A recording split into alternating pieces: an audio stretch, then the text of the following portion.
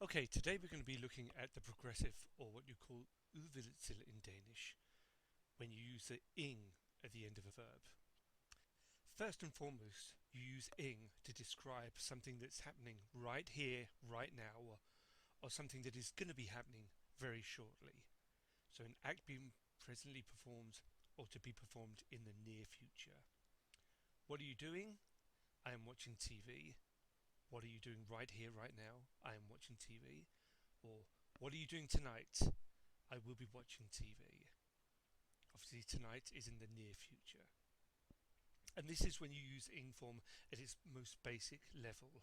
It describes an act that is being performed at the present moment. A couple of things to note. If it's something you do on a regular basis, then you don't use the ing form. You do not say in English, I am walking to school every day, because it's a regular activity. And you don't use ing form when you're analysing texts. You don't say, for example, the protagonist is entering the room.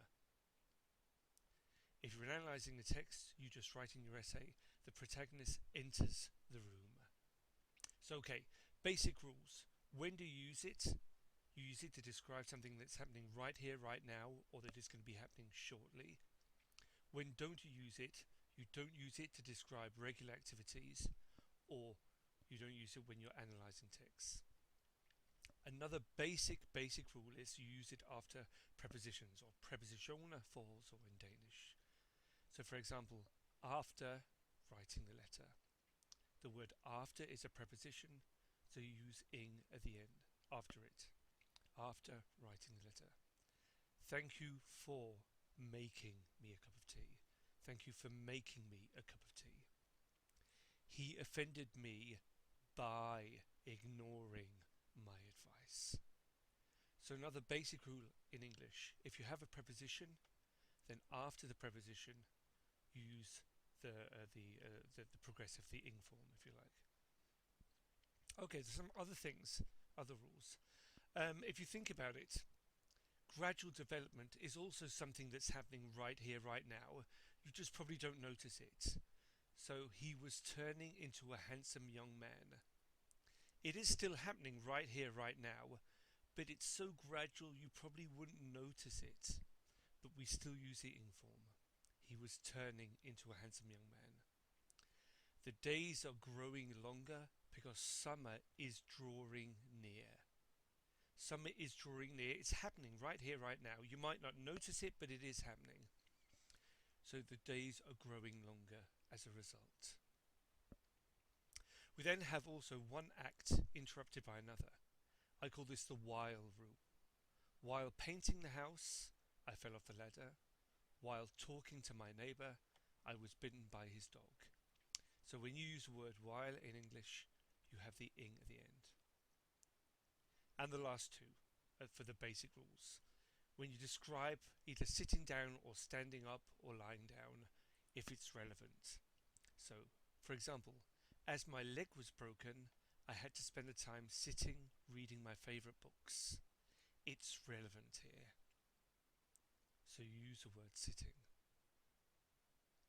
In Danish, if you say, jeg sidder og læser, you can actually just say in English, I am reading.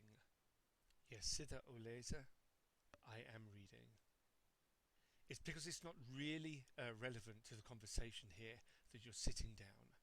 You only say that you're sitting, standing or lying if it's relevant. There are also some other words in English that make you have to use ing form. Always, never, forever, often, sometimes and constantly. For example, in English you say, children are always asking for money. He is constantly complaining. Okay, moving on a bit. Be careful when you're using the ing form and when you're using just the normal to infinitive. Be careful. There are some words in English where you have to say ing at the end. So for example, I enjoy. I enjoy running. I avoid running. I cannot help running. I finished doing the dishes. There are some words in English where you have to use an ing form. There are also some words in English where you've got to use a to infinitive. I I hope to travel abroad. I learnt to play football. I managed to convince him to go outside. However, there are some instances where you can use both, but they just mean different things. So, for example, he stopped to eat is different from he stopped eating. And I remembered listening to the news is different to I remembered to listen to the news. We tried being polite. We tried to be polite. These sentences actually mean different things, so be a bit careful. Sometimes you have to use the ing form, sometimes you have to use a to. Other times you can use both, but they just mean different things. Okay, moving on to the final topic, and this is quite advanced, but if you can incorporate it into your work, it will actually give your English, your writing, your writing and your spoken English, an authentic ring. We use ings when we want to replace an entire sentence. So, for example, the man running from the police was a criminal. I don't have to write the man who was running from the police. I can just write the man running from the police. I don't like his constant eating. I don't like that he is constantly eating. I don't have to write a whole sentence. I can just make do with the ing form. Raising his glass, he proposed a toast. I don't have to write after he had raised his glass, he proposed a toast. I can just use the progressive the ing form. In this sentence, the subject is the same in both. So the man raising his glass is the same who is proposing the toast. If you can work this into your English, it really is impressive.